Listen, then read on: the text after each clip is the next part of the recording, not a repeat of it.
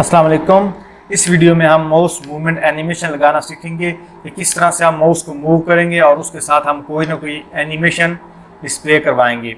हम कोई भी इसके साथ फंक्शन परफॉर्म करवा सकते हैं, लेकिन मैं इसमें CSS की एनिमेशन परफॉर्म करवाऊंगा कि जिस मूवमेंट में हमारा माउस मूव करेगा, मतलब जितना हमारे पास एक माउस मूव करेगा उसी के साथ उसके बैकग्राउंड में एक डिव जो है वो भी मूव करेंगे। ये डिव को स्टाइल किया गया है और माउस मूवमेंट के साथ इसकी जो पोजीशन है वो चेंज हो रही है।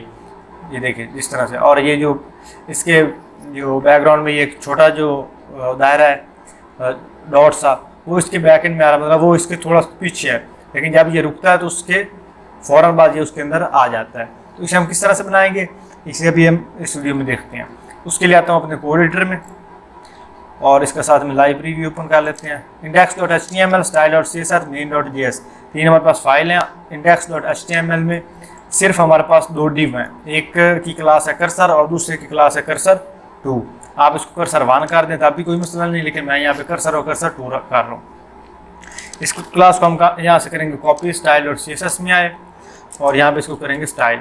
सबसे पहले इसको देंगे पोजीशन इसकी होगी फिक्स्ड, और उसके बाद विड्थ इसकी करेंगे 50 पिक्सल और हाइट भी 50 पिक्सल, और इसको हम एक बॉर्डर देंगे।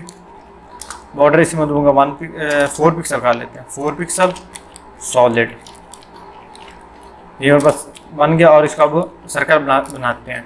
सर्कल बनाने के लिए बॉर्डर रेडियस का 50% कर देंगे। ये हमारे पास सर्कल बन गया, और उसके बाद इसको जो लेफ़्ट है इसका वो भी हम 0 कर देंगे और टॉप भी 0। अगर आपको इस चीज़ का नहीं पता तो इसके लिए आप जो पोजीशंस वाली वीडियो वो आप जाके देखो, CSS वाली प्लेलिस्ट में होगी। मैं ट्राई करूँगा कि उसको आपको लिंक भी दे दूँ, नहीं तो आप CSS वाली जो प्लेलिस्ट है उसमें जाके आप फाइंड कर सकते हो। और उसके बाद पॉइंटर इवेंट नन, इसके ऊपर कोई भी पॉइंटर इवेंट नहीं होगा, मतलब इसके ऊपर कोई भी पॉइंटर का स्टाइल नहीं होगा, क्योंकि इसको हमने पॉइंटर के साथ ही मूव करना है इसके लिए। और इसके बाद इसको हम लगाएंगे ट्रांसफॉर्म इसको करेंगे ट्रांसलेट -50% और -50%। ये हमारे पास बिल्कुल साइड में कॉर्नर के साथ आ जाएगा। अब इसको हम यहाँ पे मूव करा सकेंगे, मतलब माउस के साथ ना इसकी मूवमेंट जो है एग्जैक्ट होगी। उसके बाद इसको ट्रांजिशन देंगे। ट्रांजिशन इसे मैं दूंगा ट्रांजिशन 1 सेकेंड, 0.1 सेकेंड, बिल्कुल मामूली सी। तो थोड़ा सा ये टाइम के बाद लोड हो रहा है। और उसके बाद हमारे पास कर्सर 2, इसको यहाँ पे कॉपी करूँगा और नीचे पेस्ट कर दूँगा, यहाँ पे कर दूँगा कर्सर 2। ये हमारे पास क्लास थी ये वाली कर्सर 2, इसको कॉपी किया और यहाँ पे किया। इनकी बाकी सारी स्टाइलिंग ठीक हो सेम होगी। यहाँ पे विड्थ इसकी 8 और यहाँ पे 8। बॉर्डर इसका मैं नहीं दूंगा, बॉर्डर की जगह इसको मैं दूंगा बैकग्राउंड में इसका ब्लैक कलर और लेफ्ट इवेंट, बाकी सारा ठीक है। और यहाँ पे इसकी जो ट्रांजिशन है वो 0.15 सेकेंड करेंगे, ताकि इससे थोड़ा सा लेट हमारे पास शो हो, मतलब थोड़ा सा इनमें फ़र्क हो। उसके बाद main.js में आया। main.js में एक कांस्टेंट लूँगा, आप वेरिएबल भी ले सकते हो, लेट भी ले सकते हो। अगर आपको इनका नहीं पता तो वो आप नीचे आपको वीडियोस का लिंक मिल रहा होगा, उसमें आप जाके देख सकते हो कि इनमें क्या फ़र्क है जावास्क्रिप्ट वाली प्लेलिस्ट में। तो यहाँ पे कर्सर 1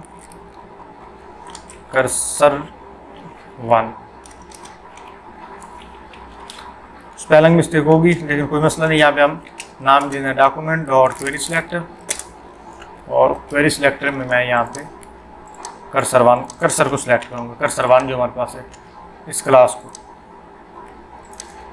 और इसको कॉपी पेस्ट कर लेंगे। यहाँ पे कर्सर 2 कर देंगे, यहाँ पे कर्सर 2 और यहाँ पे कर्सर 2 कर दो। ये स्पेलिंग हम ठीक कर लेते हैं। नेमिंग में मसला नहीं होता, नेम में आप चाहे सेम स्पेलिंग या कोई भी स्पेलिंग रख लो, इशू नहीं है, लेकिन यहाँ पे थोड़ा सा उन्हें करेक्ट कर रहा हूँ।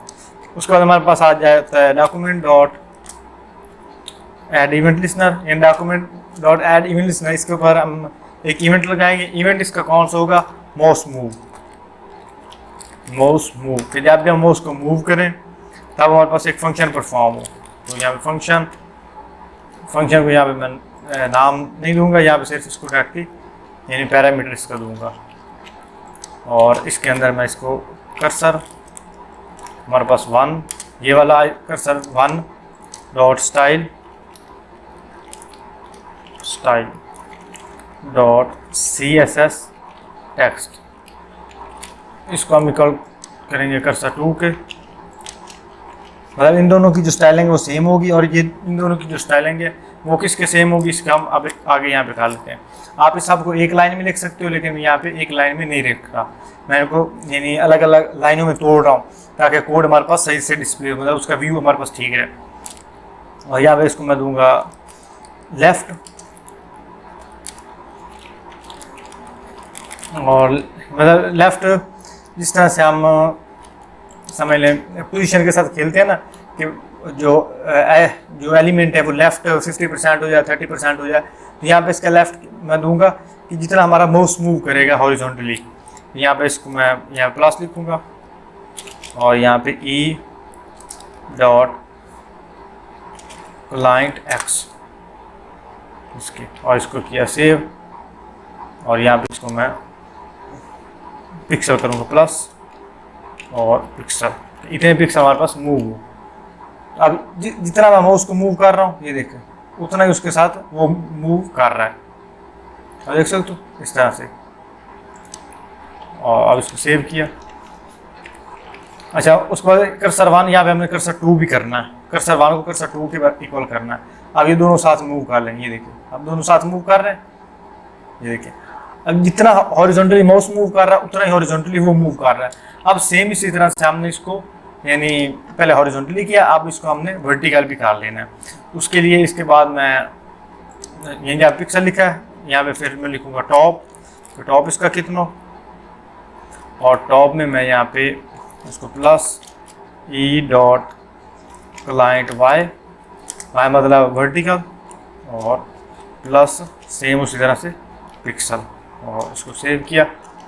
अब देखो अब अगर जितना यानी हॉरिजॉन्टली मूव करूँ या वर्टिकल मूव करूँ, माउस हमारा उस वे में मूव कर रहा है, और उसके साथ जो डिव है वो भी उसी स्टाइल में मूव कर रही है। अब हमारे पास ये जो इसका कोड था वो रेडी हो गया। अब ये जो हमारे पास मेन डिव थी कर्सर 1 वाली, उसका हमें थोड़ा सा स्टाइल करना है, इसके हमने बॉर्डर चेंज करने हैं। उसके लिए मैं सिंपली यहाँ पे आऊँगा और यहाँ पे इसको दूंगा border left colour, border left colour में इसका रेड कर देता हूँ, तो इसका लेफ्ट वाला रेड हो गया। सेम इस तरह से इसको कॉपी पेस्ट कर लेते हैं। अब यहाँ पे लेफ्ट की जगह मैं राइट कर दूंगा, और राइट पे यहाँ पे मैं इसको कर दूंगा ग्रीन, और फिर इसके बाद टॉप में इसका कर देता हूँ ब्लू। आप कोई भी स्टाइलिंग इसको दे सकते हो, ये वाला ये हमारे पास सेम स्टाइल बन गया। अब ये जो लेफ्ट है यहाँ पे इसका ख़त्म कर दो, क्योंकि बाय डिफ़ॉल्ट आपने इसको ब्लैक दिया हुआ है ना, तो जिनको हम डिफाइन करेंगे कोई कलर उस पर वो अप्लाई हो जाएगा, जिस साइड को हम कोई कलर डिफाइन नहीं करेंगे उसके ऊपर बाय डिफ़ॉल्ट रहेगा। तो अब इस तरह से हमारे पास ये बन गया। अब उसको बड़ी स्क्रीन पे करके वो था, तो ये देखिए अब सेम जिस तरह से मैंने आपको डेमो में शो किया था, सेम उसी तरह से हमने कर्सर को डिज़ाइन कर दिया।